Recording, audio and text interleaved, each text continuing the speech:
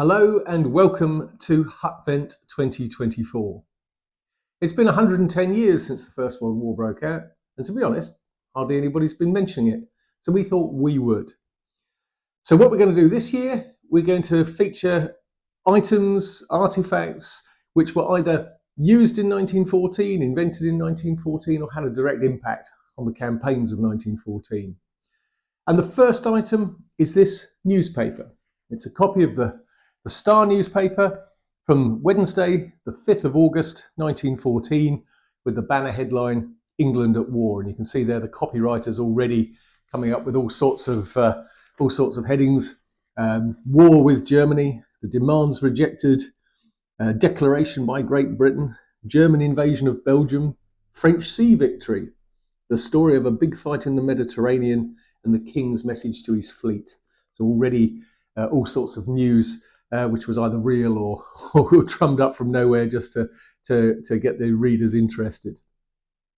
As most of you will know, the catalyst for the war had been the assassination of the Austrian Archduke by Serbian nationalists in Sarajevo.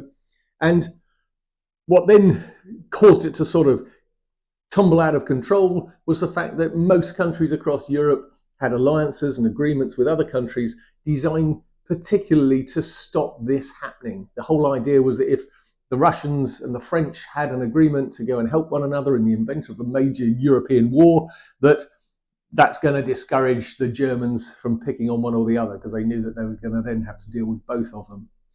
That's fine until there actually is a war. And when something does kick it off, having those alliances between Austria and Germany and Russia and France, etc., just meant that once one of those gets involved, then the whole pack of cards comes tumbling down, and the very thing that the alliances were intended to prevent becomes inevitable, and suddenly the whole lot comes tumbling down and everybody finds themselves at war.